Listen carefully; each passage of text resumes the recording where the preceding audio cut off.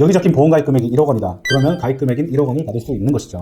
안녕하세요. 사건사고TV 김진우입니다. 뇌출혈, 뇌경색 등으로 인해서 편마비가 발생한 경우 가입하신 보험에서 수천만 원 이상도 받을 수 있는 고도후유장애 보험금을 꼭 확인해 보세요. 고도후유장애는 50%나 80% 이상 후유장애 상태가 되었을 때 해당될 수 있고, 보험증권에 보시면 고도후유장애 또는 50% 이상 80% 이상 후유장애라고 나와 있습니다. 여기 적힌 보험가입 금액이 1억 원이다. 그러면 가입 금액인 1억 원을 받을 수 있는 것이죠. 편마비 상태로 한쪽 팔과 한쪽 다리를 제대로 못 쓰게 된 경우 80%에 해당할 수 있고요. 후유장애 진단서를 보험약관 내용에 맞도록 잘 발급받아서 청구 진행하시면 되겠습니다. 이때 청구하실 때 주의할 점을 설명드리겠습니다. 이 부분 꼭 인지하시고 청구하시기 바랍니다. 첫 번째로 이 고도후유장애 보험금을 청구하기 위해서는 먼저 후유장애 진단서를 발급받으셔야 합니다. 이때 두 가지 방법으로 평가가 될 수 있는데, 한 가지는 뇌 손상으로 인한 신경계 장애로 ADLS라고 하는 일상생활 기본 동작에 이동 동작, 밥 먹기, 배변 배뇨, 목욕, 옷 입고 벗기 이렇게 5가지가 있는데요. 여기에서 50% 이상 또는 80% 이상 후유장애에 해당된다고 받으셔야 합니다. 다른 한 가지는 편마비로 인해서 한쪽 팔, 한쪽 다리를 제대로 움직일 수 없는 경우 한 팔 최대 60%, 한 다리 최대 60% 내에서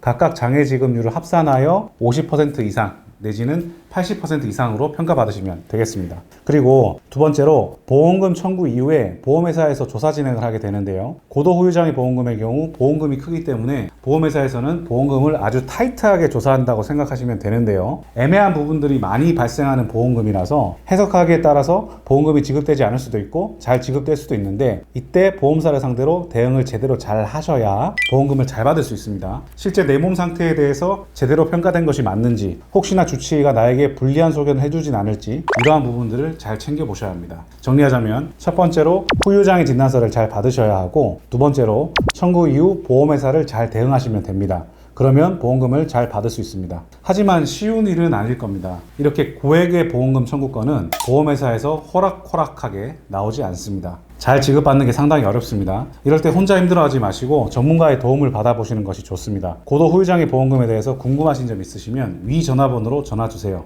전문 손해사정사가 상담을 도와드리겠습니다. 또한 이 영상 설명란이나 고정 댓글에 보시면 다양한 연락처가 나와 있으니까요. 편하신 방법으로 문의 주시면 되겠습니다. 영상 시청해 주셔서 감사합니다.